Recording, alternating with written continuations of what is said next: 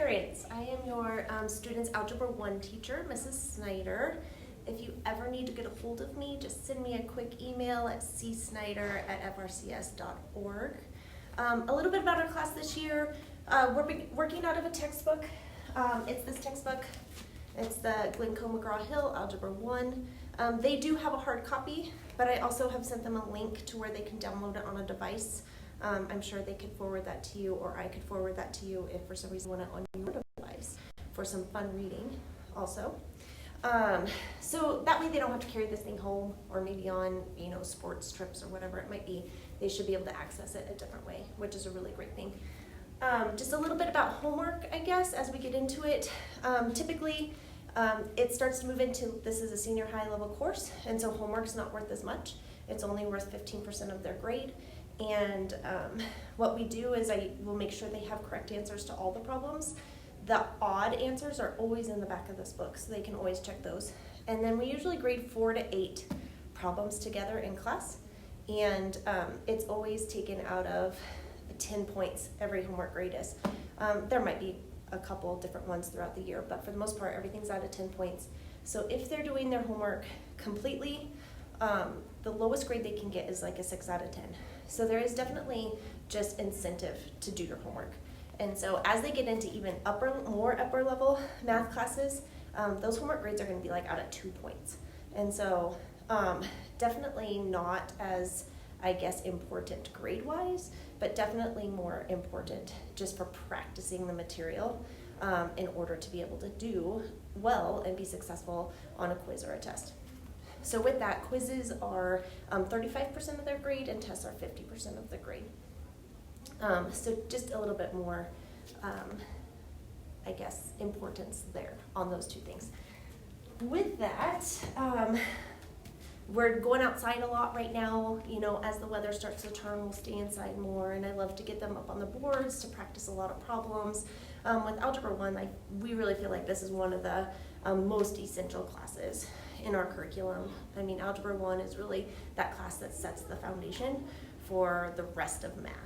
And really, if you have a great Algebra I foundation, you can do almost, many disciplines in life.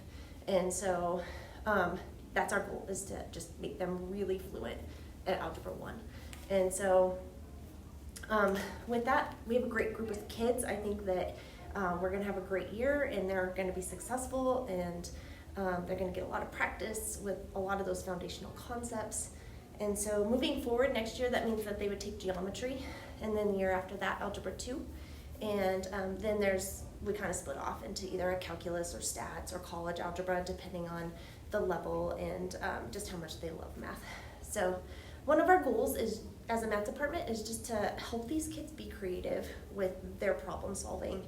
And that's the part that I think I just really want to work on this year.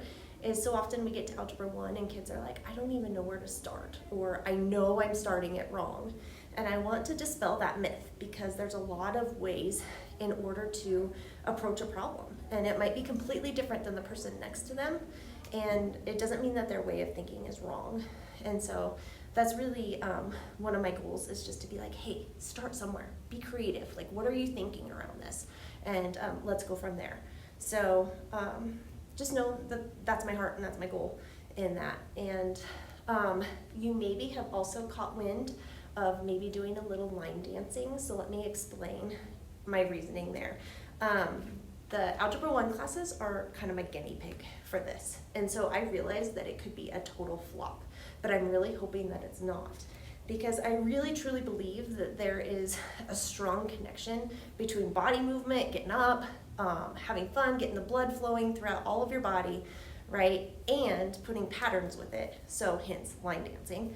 And then being able to sit in your chair and do the same thing in your head with math. And so, or any class for that matter. But definitely the pattern component comes into math, right? Being able to pattern with your feet and then be able to make patterns in your head. And write them on paper. So that's my goal, is to try that this year. I think some of them will say they hate it, but I think they all secretly kind of like it. At least that's what I'm thinking right now, and is my hope. We've been going outside a lot though, so that kind of put that on standstill, because if we're getting up and moving out there, I figure we don't really need to continue that movement necessarily. But as we get in the classroom and have to kind of hunker down in here, that'll become more of a common practice. And so I'm just hoping that they can enjoy it and actually like fall in love with it. So this summer you guys could like go to the Grizzly Rose and they could show you all their moves. So make sure that that's part of your summer plans. If you have any questions, feel free to reach out to me. I'll have a couple Calendly appointments here coming up that you can access. I think you'll be getting an email about that. And then you can always just email me and we can chat on the phone, we can meet outside, whatever needs to happen in order to just have a great year together. So hope you guys have a great rest of your September, and here's to a great year coming up.